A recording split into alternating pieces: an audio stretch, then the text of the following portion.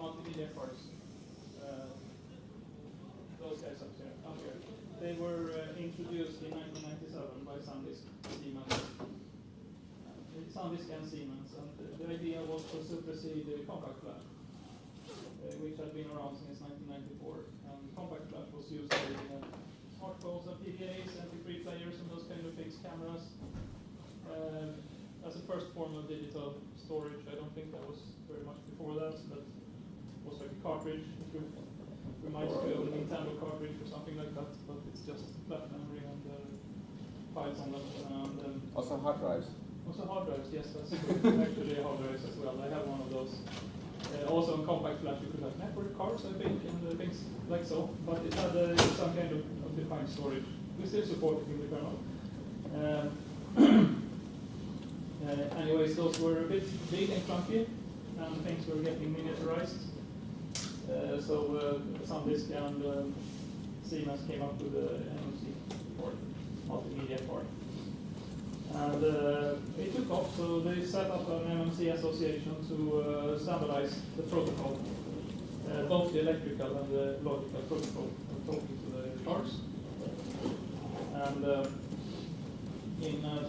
in 2008, this MMC association was merged into JEDEC, which is an acronym for something. If somebody knows it, you can spell it out for me. It's one of those electronics storage consortia like MIPI, and they all have this kind of acronyms. Joint electronic device. Joint electronic device. Electronic device. That's what the E stands for. Yeah. It's on Wikipedia, you can check it out. But it's called JEDEC, and companies join this forum to discuss and define specifications for this. eMMC, embedded MMC, was invented as a spin-off then to replace NOR and NAND chip technologies. Essentially, managed NAND was something they talked about. And there were some other concepts around at the time. This was in the early 2000s. The other concepts were known as disk on chip, DOC. That failed miserably. So instead, the already existing MMC standard was expanded to be used also in embedded. And it has a BGA form factor type of packaging for PCBs. It's what you see here. It's a little bit of a dark image, but that's a Samsung eMMC that's picked and placed on a PCB and soldered baked in an oven. So for the use case of smart storage, or smart managed storage with a microcontroller, typically an ARM7 without MMU and so on, this concept with embedded MMC soldered onto PCBs to go quite nicely. And in June of 2011, they published their first coherent specification that was like very browsable and readable and comprised like all MMC and eMMC. It's called eMMC spec 4.5. I know Ulf has like read this, reading it all days, and having a real good time reading this specification because it's thousands of pages and it defines everything, electrical, logical, and so on about the MMC and eMMC. This was extremely popular to employ X4 file system and put Android on phones. So eMMCs are used in the major portion of the world's handsets for storing the root file system and all the Android applications. There was a little phase in the beginning when they were actually using NAND flash without managed controller, and that at that time Google used YAFS2, YAFFS2 on NAND, and that has since died off. Nobody's using that anymore. Then we have SD cards. These guys over here. You have seen the big SD cards that look very suspiciously similar to the MMC card. We have seen the Mini SD and the Micro SD. Those appear, the SD card association is actually something different. It was set up in 1999 by Toshiba and some partners to as a competing format to MMC. It's pin compatible, but a totally different protocol, or not totally, but sufficiently different protocol. I think at the time it was a superset, and then they diverged. Indeed, it's a superset, and then what they added was a few commands to handle, what is that called? DRM. It was called CPRM, I think, Contact Protection for Digital Media. So it was, it contains a bunch of keys, like 512 kilobytes of just keys inside each SD card that we just keep around in order to do DRM. Absolutely nobody uses it, but it's always there. So that was part of that specification. It was created with the intention of being used with MP3 players so that they could have DRM protection on the media. So that's what that's the secure in SD cards. Secure content. Doesn't mean it's secure in anything for a user, but it's secure for the content providers, I guess. There was actually an attempt of making the SD cards suited for embedded as well. There were? Yeah. ESD, yeah. I think you can still get them. Yeah, okay. I missed that. I mean, it's the main difference is they are more expensive to make because you have to get the patents for the DRM. Yeah, yeah, nobody likes them. So there's a little bit of strife between two different formats here. SD cards have, however, especially these small form factors like the microSD, has been extremely popular for connecting external storage to mobile phones and whatnot, pads and so on. So they were very successful in external storage, whereas eMMC is very successful in internal storage. One side effect that we have seen and that Arne has looked into is that since they were used as external storage, they were almost always deployed with a FAT or BFAT or XFAT file system. It's mandated by the standard. Yes, yeah, for the later versions it's mandated, yeah. The standard mandates the exact way the FAT file system has to be laid out, and the controller only has to give certain guarantees when you use the file system the way it's defined in the standard. Exactly. So if you put an ext4 file system on an SD card, it should still give you back the data, but they don't make any guarantees regarding performance or how long it takes to destroy the drive. Maybe I should talk in the mic. Maybe.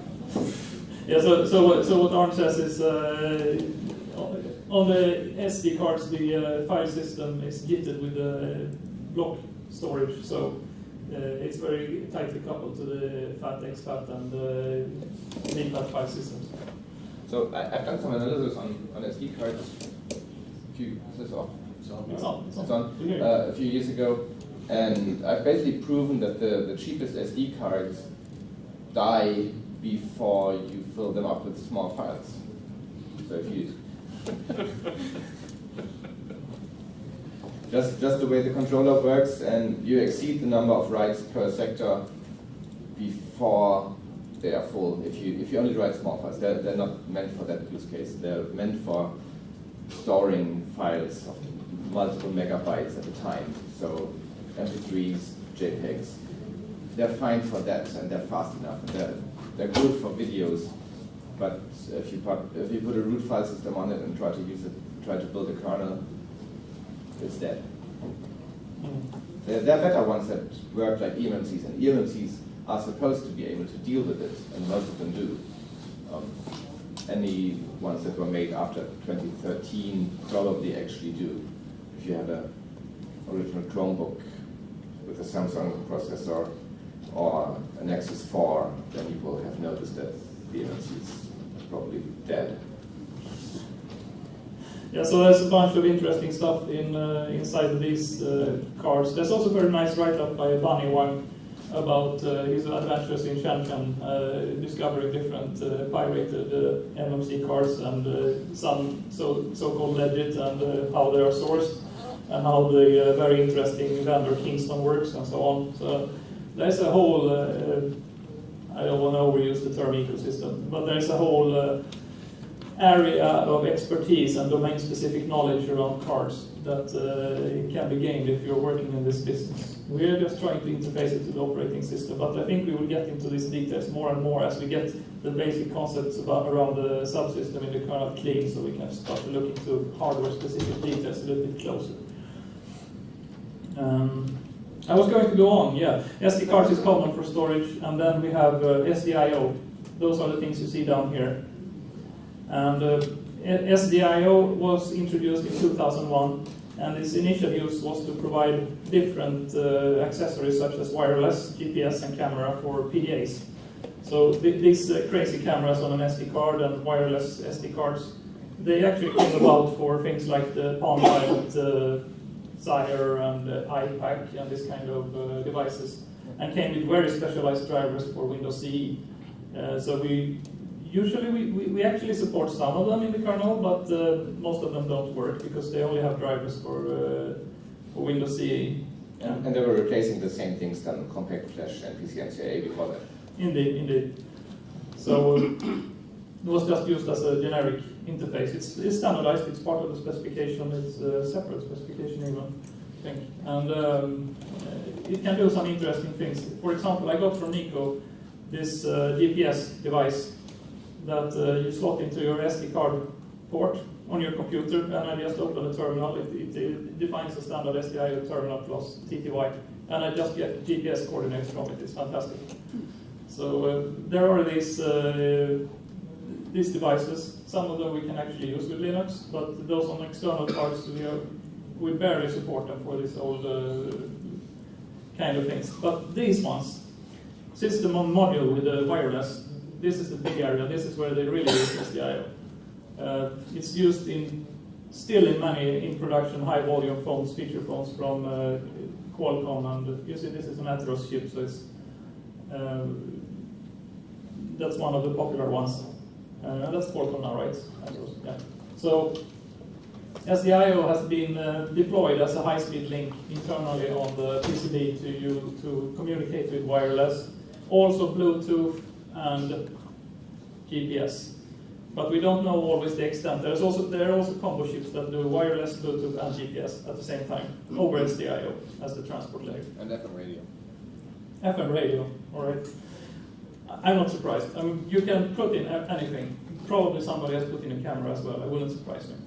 So that's something that we have to support, and which is very popular, and where a lot of details are lacking and upstream drivers are lacking in the kernel, unfortunately.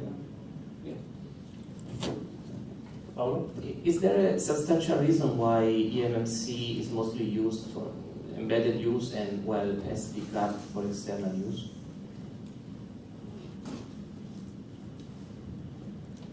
I think the answer is what Arne said, that SD cards are mandating a file system and very usable with Microsoft products and Macintoshes. So since they are dominant on the desktop market, you often the use case for an external card is to move data back and forth between a workstation laptop and a mobile phone, for example. I don't know, decreasingly so. But it used to be an important use case. So then it's important that it just works for the consumer. And VFAT, exFAT, those file systems just works. That's why they have become very popular for external storage. I think it was just luck. It's one of those format wars where you have two things that almost do the same thing, like HD, DVD, and Blu-ray, and one of them wins, and you can't know which one in advance. Yeah, it's just like VHS and Betamax. It's the same thing all over.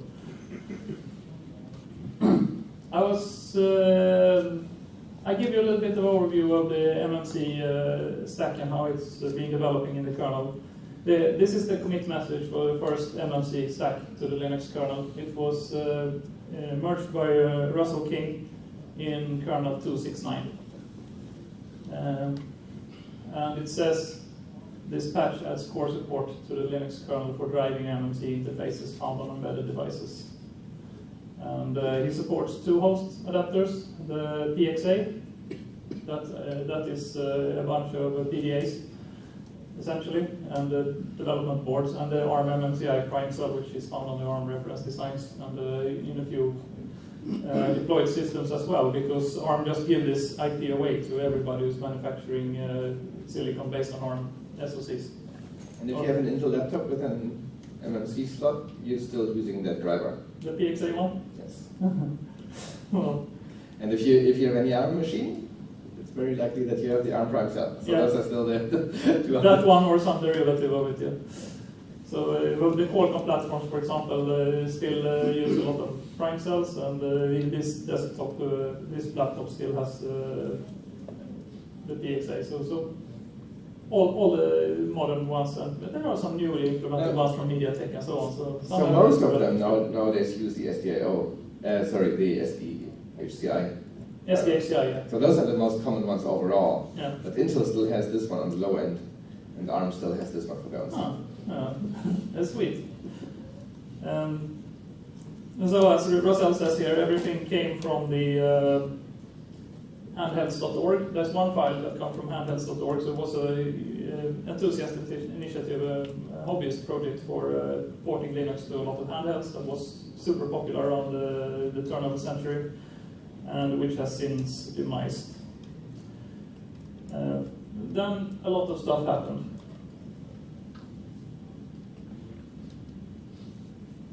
So this is how this is the entire MMC code base in kernel 269. It's how many files are there? There are like 10 files.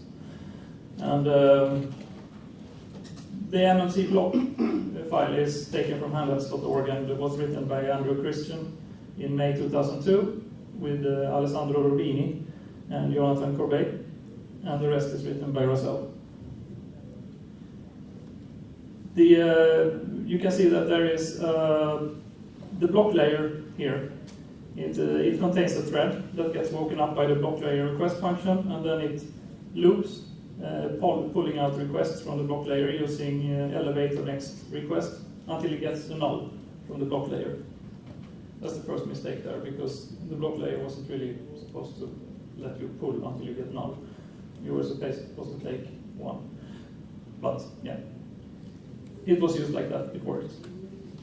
Then requests are dispatched to the MMC host using this infrastructure, and the core operations in this MMC stack, like setups and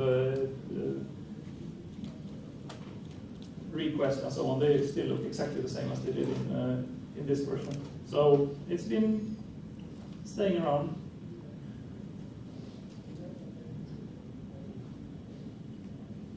So what happened since 2009? There has not been enough of intelligent design going on here. There is SD cards came in, of course. Rosell stack only supported MMC.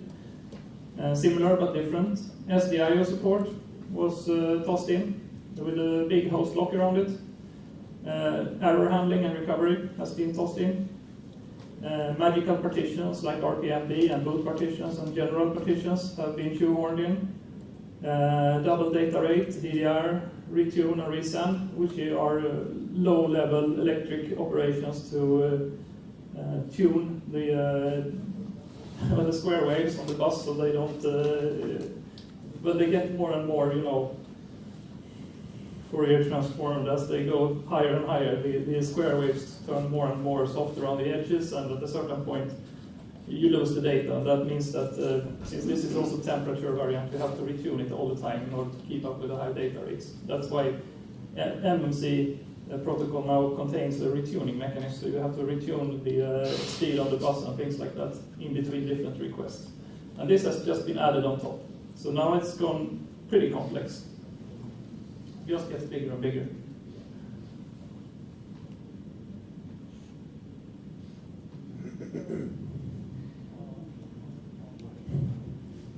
And when I've been looking through it, because I want to clean up the MMC layer, I made a super big Google document about it where I try to break down the MMC stack and understand it. And I guess Ulf has an intuitive understanding, having worked so long with the code, but I didn't tell it, so I have to break it down and try to see what does this function do on this one and this one. And then after a while, I just see things like this. So there are things in the file system that are called dev MMC BLK0, MMC BLK0 P1, P2, those are the partitions, okay. Then comes MMC BLK3, MMC BLK3 boot 0, boot 1, P1, RPMB. What you usually, as a user, intuitively expect from a block device is that if you take this one, MMC BLK3, and you make a backup with DD, you get a copy of the whole block device. That's true for a hard disk, a hard drive, USB stick, whatever. It's not true for an MMC card with boot sectors. The boot sectors will not be backed up. Why? Because these boot partitions and that RPMB partition, they are their own block devices.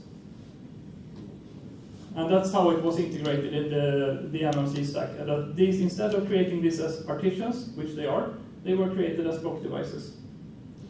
And that's actually a substantial design mistake, because that breaks the user's assumption about how a block device actually works. The problem they were trying to overcome, of course they did it for a reason, the problem they tried to overcome was that Linux partitions, they are only logical. They know that I go from sector n to n plus m. Like I have these sectors and this is where my partition is. But the MMC partitions weren't like that. They were hardware partitions. So you send a special command to switch, and then you're again addressing from 0 to n, and 0 to m. So every unique partition had its own array that started at 0 instead of being part of a big array. And then it was of course convenient to just make it a new block device, but it's totally unintuitive for the user. It's very easy for the programmer, but unintuitive for the user. So I'm trying to fix this. Please. Also, the RPMB is weird because of the 512 bytes that you normally write, you only get 256 bytes of yours, and the rest of it is hashes and max and write counts and stuff like that. So it's like you can't write, if you write 512 bytes, you're not getting. Yeah, so I fixed that. This block device I replaced with a character device because it was the biggest design mistake. It can only handle I/O controls. You can't DD from it or DD to it or anything. It will not work. It will just fail. So it was never possible to open that device and read some bytes from it. No, it was never possible. The only thing you can do with this device is send I/O controls. So what happens if you try to mount it? Fails. Good. Yeah, it always failed. I realized I could just replace it with a character device, so Ulf has merged that patch. Unfortunately, there's a bug in it that I have to find now, because Intel found that if you remove the module at runtime, it crashes, but we fixed this in the RC, so I'm pretty sure we can finally get rid of that craziness. So that is fixed, but I have to also fix these boot partitions and the so-called generic partitions. Generic partitions is where you set like a number of sectors aside for some special purpose, like the backup kernel or something like so. Very similar to how you partition your flash, if you have raw flash. And my idea, my working assumption, is that I can try to hide it inside the MMC subsystem and just concatenate these boot partitions as generic partitions at the end of the primary partition, because everybody's just using the primary partition. Let's put it in the high sectors, like high mem or something. Put it in the high sectors, and then when an operation comes in that reads up there, we just transparently switch with a command to that partition and read and write over there instead.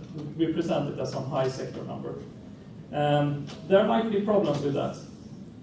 There might be, because I haven't tried the approach. So maybe I will have to instead go into the Linux partitioning code and add the possibility to actually have several partitions that begin at 0, that are not just logical slots of the same device. But that is very intimidating code, which is used everywhere, so I don't know if that approach is really desirable. The partitions here are closer to the MTD partitions, but they are not using the Linux partitions. They are some different kind of partitions. They are just called the same. So they have their own partitioning code in the MTD layer for raw flash and raw NAND. So I have to find a way to represent this correctly to Linux. That's an unsolved problem right now. But we have to go in and clean up the mess. I started with it. Yes? One question, yeah. If you change this, whatever way you choose, wouldn't this break legacy code that uses that stuff the old way, the current way, or not? No, the boot partitions, they are just block devices like any other block devices, and so are these so-called generic partitions. So they contain a partition table for the logical partitions and so on. They just need to. I will still have to shoot in the partitions, but there's an API for this, so no problem. I have to tell Linux that there's a partition from sector N to N, but the user LAN, as far as I know, they only assume they can open that device and read sectors or mount it as a file system. They don't really care what sector numbers there are. And they only care that they can open, for example, MMC BLK3 both 0, read sector 0, 1, etc. That works the same way, it's just transparent if I move it up somewhere high. So it should work, but I need to test it first. Maybe Arne has a complaint that will tell me I'm wrong. No, I mean, I'm sure this can be done. I'm just not sure if it helps more than the potential danger of breaking some user. Because we can always have fixed device nodes in the file system. Like usually we create them through udev or dev-tempfs. But if you don't have to, and if you create your own device nodes, build your own kernel, you would then get a different minor number for the boot partition, if I understand this right.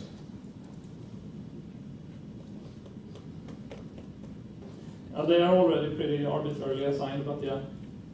Now I can probably preserve that, because as you see, they have a very weird minor number here. They just increase by 8. And it would also add complexity to deal with a write that is spanning multiple partitions. Yeah, I don't think anybody's doing that, but yeah. No, users are allowed to do that if you have a block device. Yeah. So what do you do about it? Write spanning several partitions. Right. Yeah, that will be transparent to the user. It will just be slow.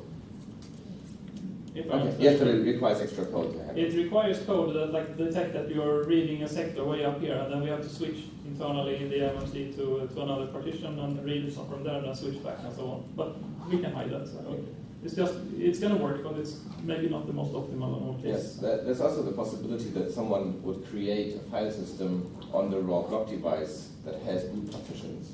Yeah. And then you don't get the expected behavior.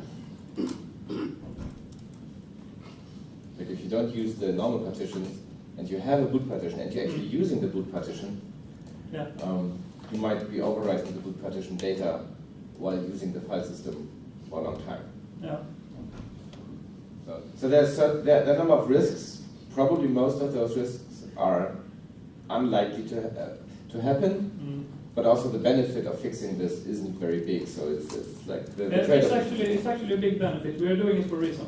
Okay. It's to get rid of a very nasty design problem in the MMC subsystem, and that's on the next slide.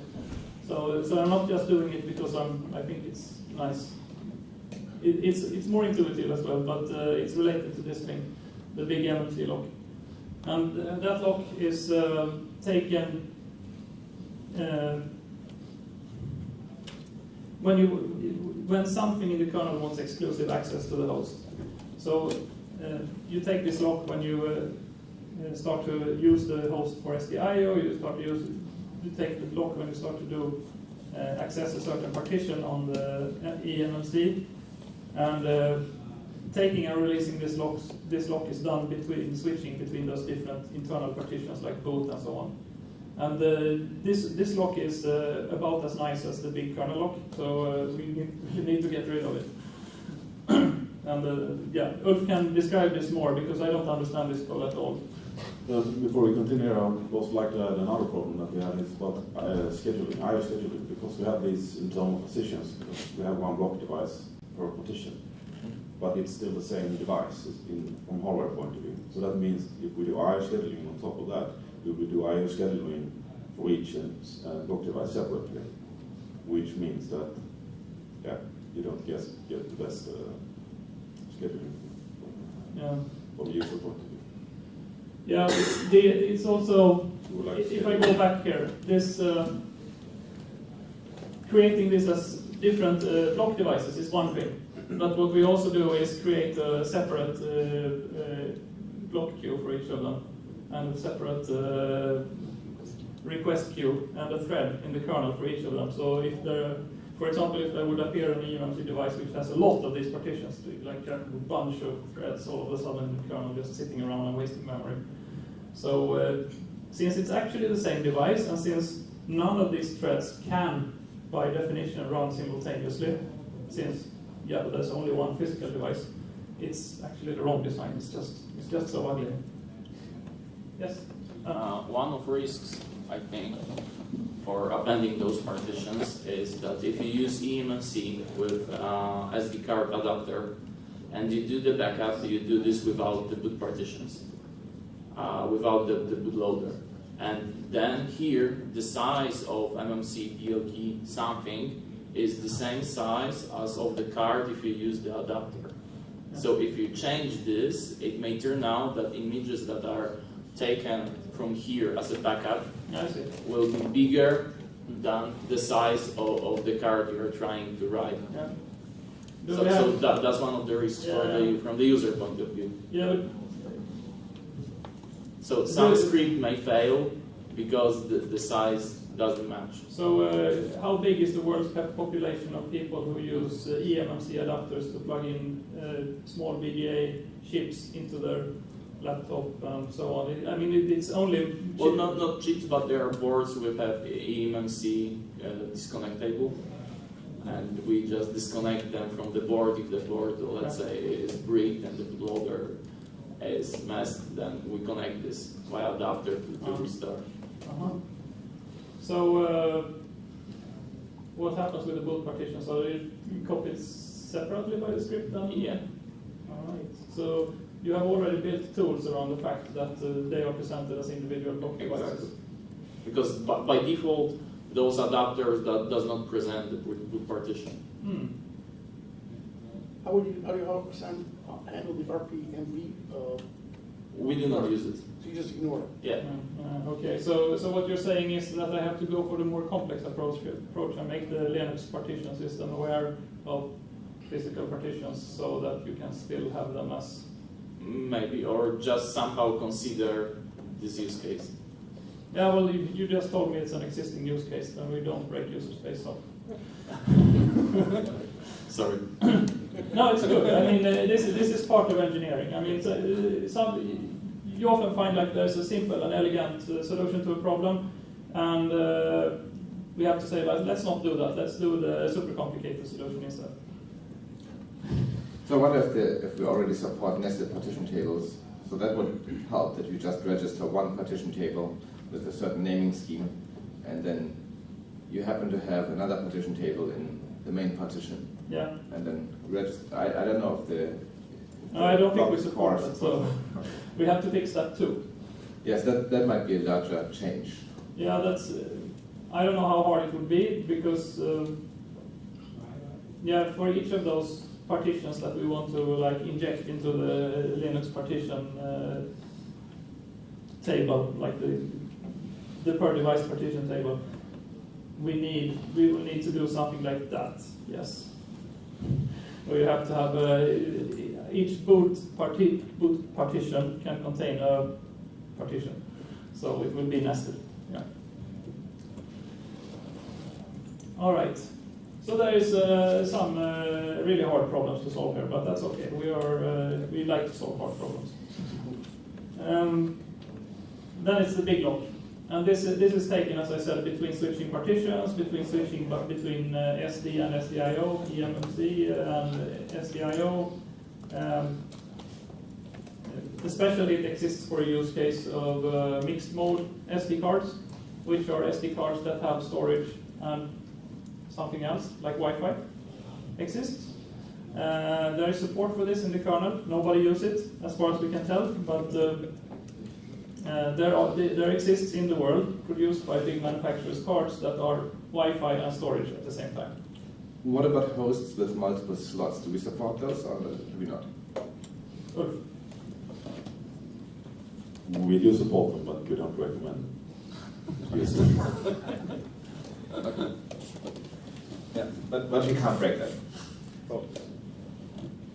So actually, there is a couple of implementation of that, but to be honest, those doesn't work. It has never worked, but there is some attempt of trying to make it work. But Okay, so that's much better. Yeah. Because then we can change that code without having to worry about breaking it. It won't get worse if we change it. It might get harder to fix, but that's not our problem. So this process context thing here might sleep. This is a lock with a local wait queue, and it is claimed in 37 places in the current MMC SDIO stack. So the idea is to reserve this host. So take the host, there's a lock, mutex host lock, so that the different accesses to the host do not collide with each other. And I think it's better if Ulf describe how this lock really works and what it does, because I'm just a novice in this. yeah, so I think you told most about it already, but yeah. So we need an exclusive access to the host for most legacy reasons and because of these partitions. So, I don't know really the long history behind this, but it's that part is taken care of here by using wait queues and spin locks. But we also once back we needed to support nested locking. So that is more like from a poor design why we had that. And on top of that, we have added runtime PM support. You'll see that in the end there. So it was just a way of using the existing infrastructure of adding runtime PM support for hosts. So I'm looking for MMC host. Is MMC host the device, the actual real host, or is it the MMC device just renamed to the host? I'm confused. The host controller that has multiple cards, potentially. Host controller. Okay, so this is talking to the controller that talks to the EMC, so that's what they're calling the host EMC. And then you still have to talk, he has to still talk the protocol to the, okay.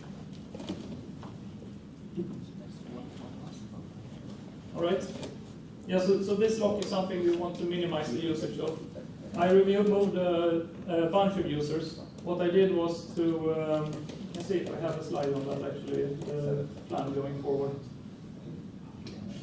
That's multi-queue.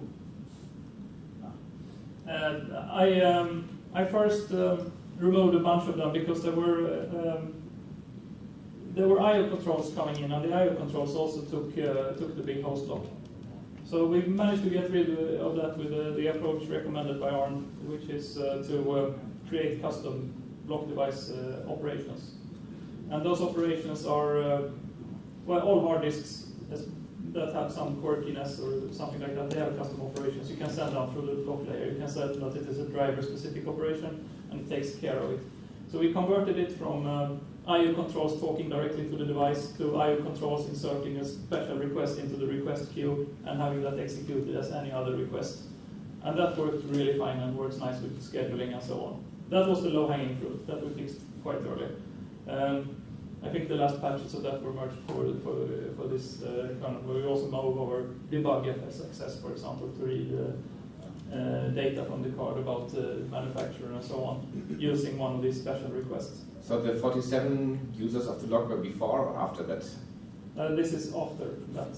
I've already removed a whole bunch of, like, over 10, I think, at least. So the low-hanging fruit is picked. Now we have to go for those higher up in the tree. And it already makes things good because in the past, for example, if you did DD from the device, you want to make a backup, and at the same time read out the manufacturer ID, you just hang there waiting for the DD operation to complete because it has locked the host with this lock. But now it will be inserted into the request queue and prioritized, and you get out the manufacturer ID while this DD operation is going on. We'll just not sit there waiting for it. So that's nice from an engineering point of view. It's not something a user does, but it's nice to do it that way. It gives a feeling of order.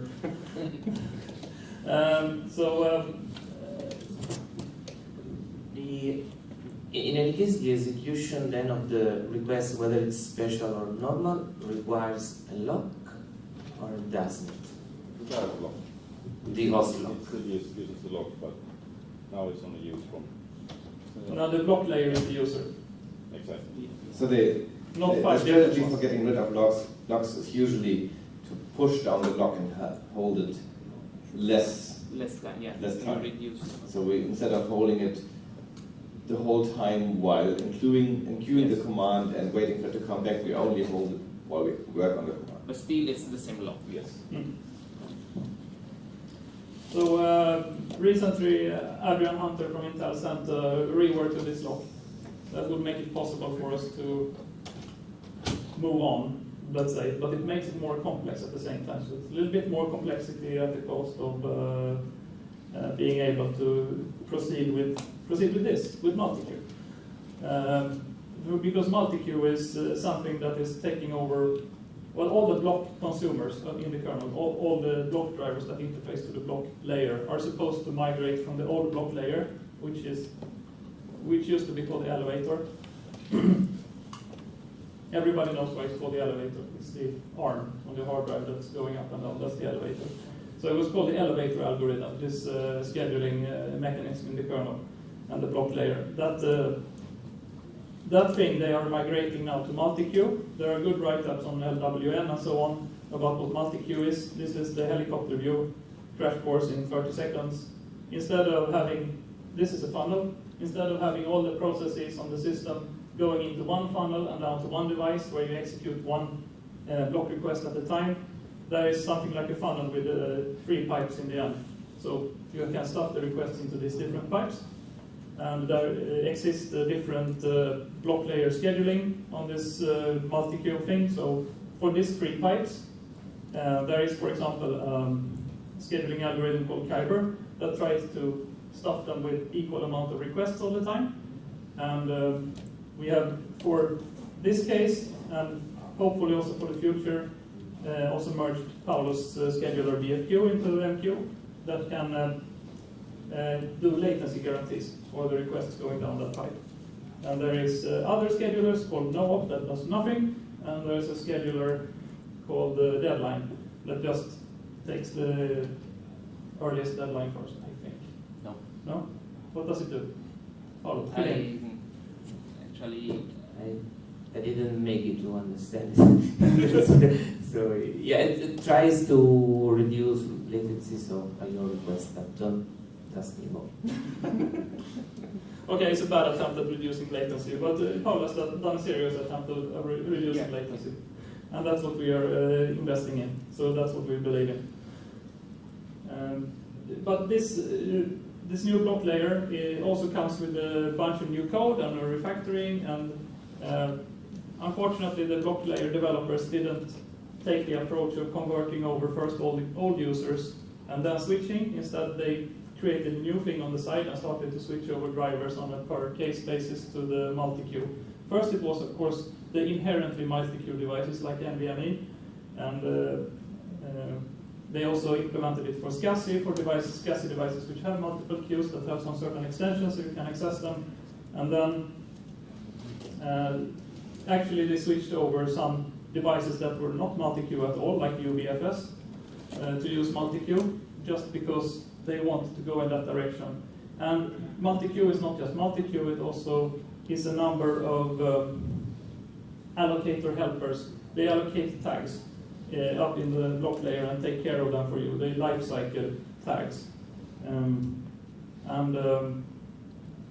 the per request data is managed by the block layer in the multi-queue case, whereas something you have to take care of in your device driver. It's the same kind of substantial rewrite of the block layer as DRM is of the old frame buffer driver, if we should make some like very loose analogy. It's much more helpful framework for making block layer device drivers or device driver subsystems. So it's very nice if you can switch to it and delete the old code, because that will save a lot, and that's what Christoph Helwig and Saxbo and those block layer developers also think that we should do. Though their message is sometimes a bit unclear. They just work in that direction and they expect us to catch up on what they are doing. But as far as we have understood, their idea is to, which Jens said at the kernel recipes just yesterday I think, that the idea is to delete the old block layer code and only have MQ. To do that, he has to migrate the floppy driver and things like that. But they are going to they will fire up their old 386 and 486 machines and try to get these things working. All right. So now you know why we want to go to MQ. Yeah, this is just silly. You shouldn't make slides like this. This slide illustrates that I run out of time of coming up with good illustrations for what we are trying to do. But it's just the text describing our plan. The plan is move RPMB partitions to a character device. That is merged now. Yes, that's a question. Yeah, I was wondering if you were aware of some work been done for like a pack from Intel, I think it was, to put a file system on the RPMB, and I think Optane can run have a file system that can run on. I mean, it has to be special because, again, you have this 2256 out of 512, and you also have the authentication and crypto stuff. But I was curious if your work would make use of their work or something. Yeah, RPMB is only used from I/O controls from user space. So that is an entirely user space question, actually. It's done up there, it's not done in the kernel. What does happen in the kernel, though, is that Thomas Winkler from Intel is working on unifying RPMB access across different devices, because it turns out not only eMMC has this, but also some modern hard drives, NVMEs and SCSI drives have RPMB. Same thing, same layout, same keys, everything. So he wants to create a subsystem that hooks into this, so no matter what storage device you have, you access it in the same way, and you can create your PKI. The kernel needs a public key infrastructure, we just never get there. So this is one of the things that could help enable this across all storage devices. That we have a public key infrastructure in the kernel. Yeah, but we're not hooking it into RPMB. No, it's just not connected to it. Yes. Yeah, so, and that would be really useful. And because it can provide monotonic counters and really interesting stuff like that. But it does have a limit, though. The RPMB architecture in EM6C, one of the things I recently discovered is the spec says that this thing can't be bigger than 60 megabytes. Even if you have a 64 gigabyte thing, the RPMB layer can only go 16 megabytes, which is enough for some applications, but not all. I think you need to discuss that with Jedi. It's not bigger than most other key stores we have. Yeah. Yeah, so there is some interesting. The key store in the RPMB is actually something very usable, and we are not really using it. And there are people working with it. With Opti is starting to use it, and Intel is doing something. And so there are very many potential users of this thing. It's very neat, but we only use it from user space, and I just need to preserve this interface actually. Yeah, I guess we could also use the key store in the SD cards, but we don't have a spec for that. No, we would have to go and talk to Toshiba, and they are hopeless. They are just like hoarding their patents and not being very helpful, as I've understood. Like people have approached the SD card association for being able to use that storage, but no. Yeah, so we moved both partitions and generic partitions should become Linux partitions in some way. It turns out from the discussion today we need to make them. We need to do changes to the Linux partitioning code. Great. That's the alternative to here. And then the plan, I will actually attempt to delete the dual mode card support. I have deleted other stuff. People were not always so happy, but I deleted pact command. If any of you in here were offended by this, you can come and yell at me after the session. I remember long discussions for introducing it. Yeah. In Linaro. I had to delete it because no host was using it, and it was just making everything super complex. And we can reintroduce it when we have switched to MQ and we have our requests under control again, and then we can do it properly from the top down. We had also I also deleted bounce buffers. Bounce buffers were introduced in the early days of the MMC stack as an attempt to speed up accesses to SD card controllers on laptops and such things, especially TI and Rico adapters had this property that you had to have a linear buffer in coherent memory. And when I looked at it, I thought it looked strange, it looked familiar, and then I realized that it's the software bounce buffering mechanism in the DMA layer does the same thing. I thought that was about having longer commands that we send down to the device. Is it not? No, it's just to stack up like a lot of data to send down to the device. That's exactly the same as the bounce buffer. So you would never get, like if we do 16 4K IOs, we would never consolidate them into a 64 kilobyte. No, that's fact commands. That's fact commands. But no, they were for the data phase of sending down something to the card, so that you would get a big buffer to send down instead of several small ones. That's why they had it. And right. The SG scat-together software bounce buffer implementation does the same thing. So we should just use that. And some of the hosts had already switched to using that, but this code was still around for no reason at all. So I just deleted it. If you miss it, then tell me, but I think you should just use It's just that I had remembered this was performance optimization, so that the actual command that we end up doing on the device ends up being larger, using larger blocks. Yeah, it ends up like that, but that's just because it gets larger blocks to send in the command. But that's just by copying it to a buffer that is linear, so that it can make a big command out of it. And that's something that the bounce buffer in the scatter-gather code already does. But the scatter-gather code wouldn't use the bounce buffer if all the data is below the DMA mask. Right? So the bounce buffering that we had in the MMC code, the point was that we also do the bounce buffer if it's below the mask. Yeah. For performance reasons. Yes, and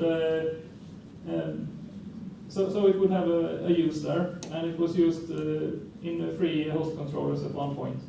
And then the OMAP host controller switched to using scatter-gather emulation to use bounce buffers from the DMA layer because it didn't need to do this. It was just using it out of habit.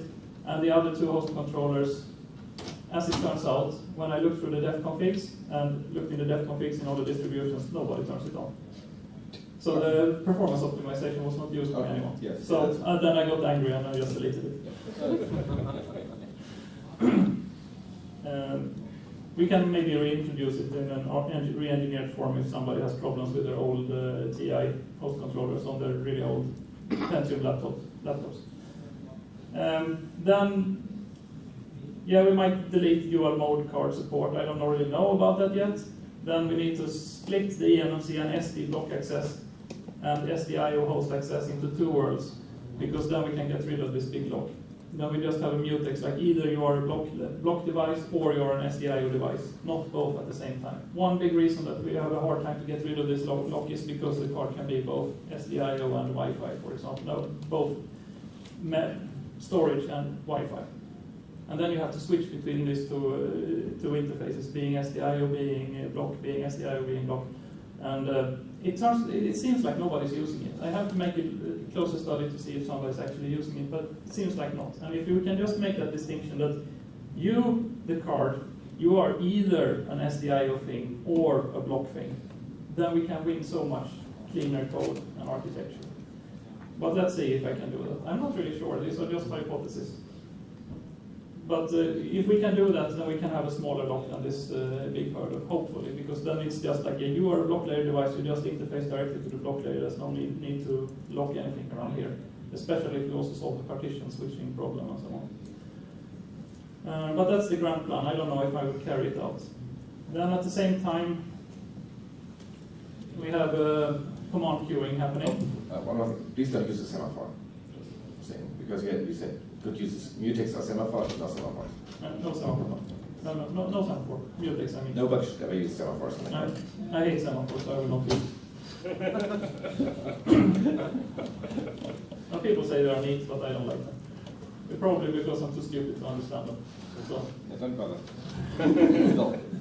We also have at the same time coming in command queuing, and this is a method for creating MMC SD cards do not have multi-queue.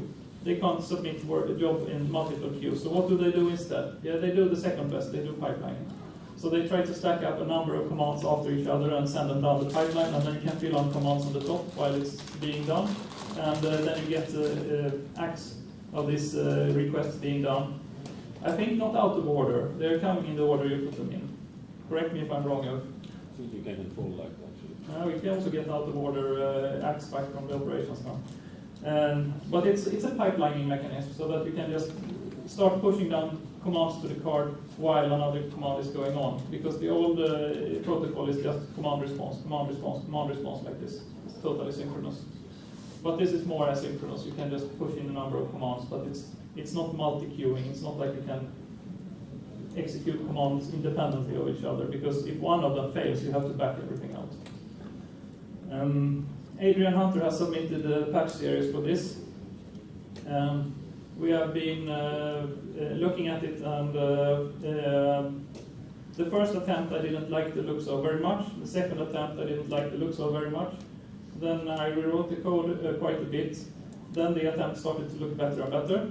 And the latest attempt actually looks pretty good. I think we might merge it, but I'm not really sure. It's very much up to Ulf. Maybe you want to add something here? I think you said it. It's getting better. I think the decision that we are trying to make is that how we're going to treat the legacy block code. If we're going to stick around with that code, and for how long, and how we're actually going to do the switch between these two. Okay, we're out of time. Anyways, yeah. So that's everything that's going on in EMMC SD. You can find me and Ulf, ask questions. I hope you understood something, took something away from this. Thank you so much.